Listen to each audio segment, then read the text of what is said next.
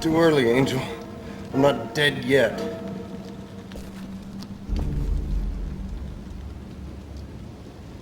Not yet, but it looks like you're going to die soon. Maybe. But you'll have to pardon me while I tend to some unfinished business first. Business? What can you possibly accomplish in your condition? You can't even hold your gun steady. Well, no unless I try. That thing's not gonna die unless I shoot it 2 or 3 times.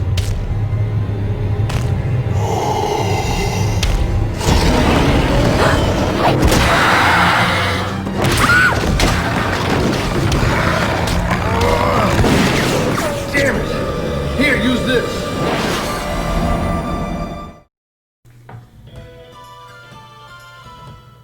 Welcome back to another Gaming Memories video. Here we're actually looking at an RPG called Koudelka that was released in the latter around the late 90s for the PlayStation, and was released in Europe and in the US. This game there, actually, I remember when I first actually got it, I remember actually seeing it in magazines and it looked very interesting. The one thing that appealed to me was the fact is, although it was an RPG, now I know I never really played too many RPGs in the early days when I first got into the PlayStation, but I love the fact that this actually had pre-rendered backgrounds, because I love pre-rendered background games like of Resident Evil and those type of games, plus it had actually horror elements as well in it, which was pretty cool, so it kind of drew me into it. But essentially, when I first got to play the game, actually the game had been out a while, and I remember I actually got it as part of a bag, and I went down to do a bit of shopping to get a few games. I remember being down up in Dublin, in the city centre, and I managed to go into one of the game stores, and I actually found this on a discounted shelf, and I got it for like £13 Irish pounds at the time. And this was back in like 1998, I think, or 99, 2000. It was roughly around that time anyway when I did get it. and I got it really cheap. And this game actually was quite big. It actually came on 3 or 4 discs, so there was definitely a lot there. And when I seen it, I was like, yeah, I really like the look of this. And when I seen the case and that, and the fact is it was really cheap as well, I was like, yeah, I'm gonna have a go at this. So I ended up getting it, and I have to say I actually really enjoyed it. It took a bit of getting used to the controls and so forth, trying to figure out how to do the actions and do spells and stuff. But when I actually did get into it, I actually got really addicted to this game, because there wouldn't be too many RPG type games that I would actually usually play, but this was one of the ones that I actually really enjoyed playing on the PlayStation, because it was quite unique. It was very kind of like gothic in terms of its environments and stuff, and you had most of the stuff that you could get. You could actually upgrade your spells and your attributes and so forth, and even have different characters, and you could also upgrade their abilities as well. But you also had access to different weapons. You could collect different types of weapons, so not only could you use magic spells, you could use the likes of guns and rifles and so forth. So for me, it was really appealing, because I had all those elements to it that I liked anyway. So, but I like the graphical style, especially on the backgrounds in this game. I actually thought they were actually really good, and the acting was actually very good in this game, and it was one of the few RPGs at the time as well that actually incorporated voice acting into the games as well, which was kind of unheard of, because not too many of those games really had proper acting. It was always kind of like silent, and you just have like captions and so forth. So it was kind of something that was very different for the time, but it was actually really good. I have to say I totally enjoyed this, and the acting was actually really good as well. That was the one thing about this game compared to other games that I played. The acting in this game was actually really good. Okay. Let's go. And there's definitely a lot in this game to actually enjoy. You'd be playing it for a while. It'd be similar to the likes of playing the Final Fantasy series. You have to keep upgrading your characters to progress through the story, and you unlock different areas and unlock different features and so forth. And then you could unlock different endings depending on different situations towards the end of the game as well. Now I only ever really got the one ending in the game. I think there was one other ending that I know of that was supposed to be in the game. I was never able to figure out how to actually get it. But still, it was worthwhile playing. It was a highly enjoyable game. It was actually one of my favourite RPGs actually on the PlayStation at the time. I really did enjoy it. It's actually a good game now.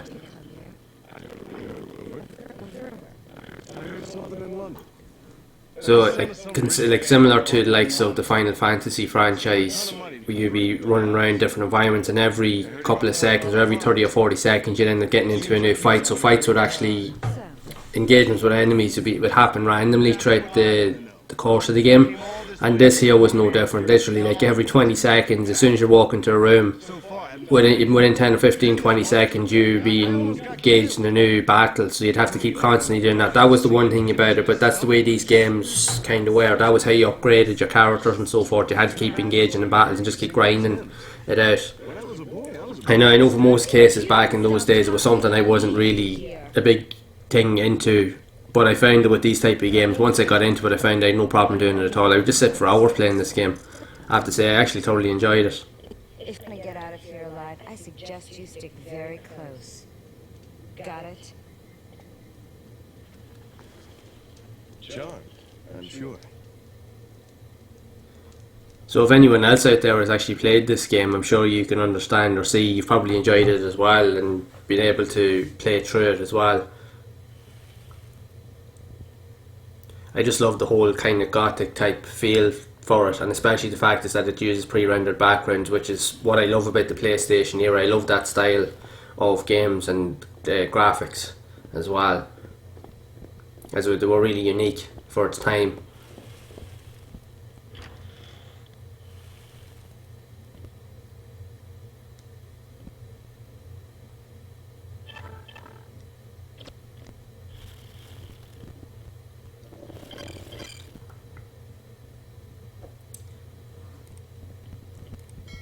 And one of the main things I loved about this game, aside from the story, was the fact is like say with the environments, which you could also explore and find hidden areas you'd unlock different features, and there was always like hidden items that you could find like behind certain elements within rooms and so forth that you wouldn't even see. And it would just force you to kind of keep exploring every particular area until you could find something new that would actually help you get to the next stage, which I always thought was really, really cool. So there was definitely a lot in this game that was worthwhile to keep you hooked.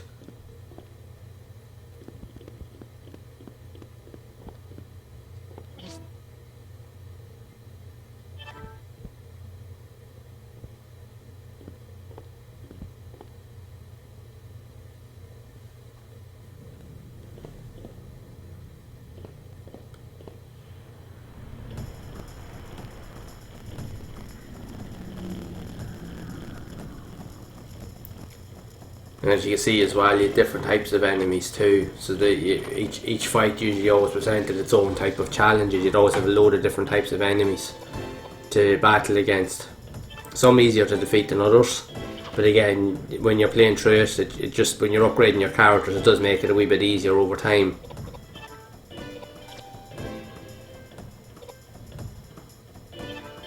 And your choices of likes of your abilities and the weapons you choose can determine whether you'll actually win a battle or lose.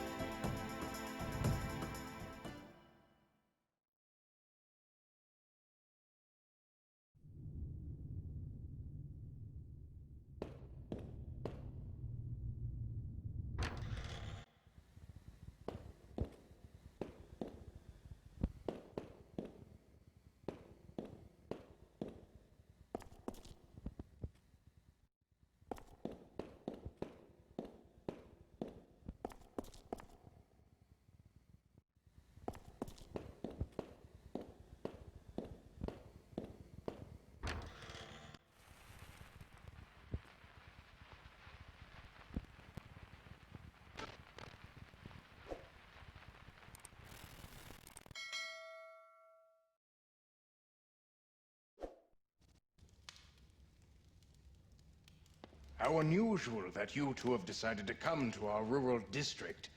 There's really nothing interesting here. It has gotten so cold outside. We weren't expecting any visitors. The soup is all we have. Please, have as much as you want. Oh, yes, please. Thanks. Smells great. Wouldn't you like some, dear? Don't you like potato soup? No. It's not that. I'm all right for now. Thank you for your hospitality, though. No trouble at all. Please let me know if there's anything we can do. We are the only ones who live here, and it's so rare that we get any visitors. So are you two really the only ones who live here? Why do you ask? Well, it was pretty foggy, so I couldn't tell for sure. But this building looked like an old church or something.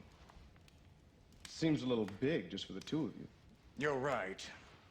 In the 9th century, a saint from Ireland named Daniel Scotius built a place of worship here to appease monsters and evil spirits. That was how the name of the monastery started. Also, I heard. Monsters. Is that right? Yes. What about them?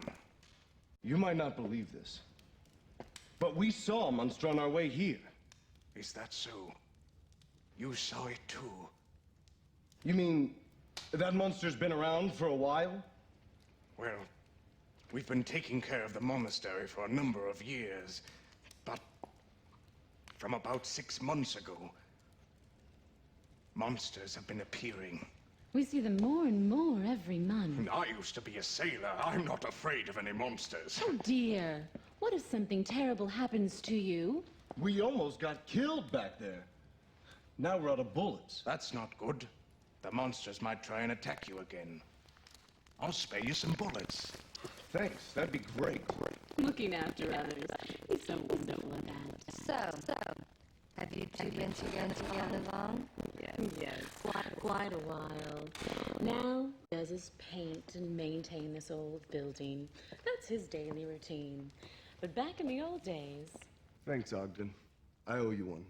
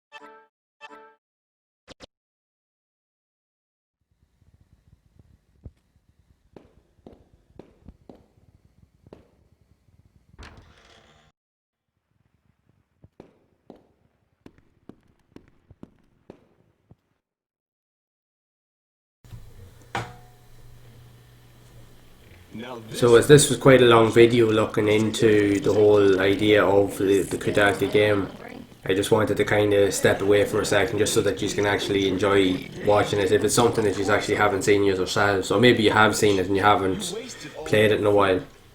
Hopefully this might give you an inkling to actually go and explore it and play through it again, because it's definitely a game that is really good, and it definitely is worth the play through if you're into these type of games, RPGs.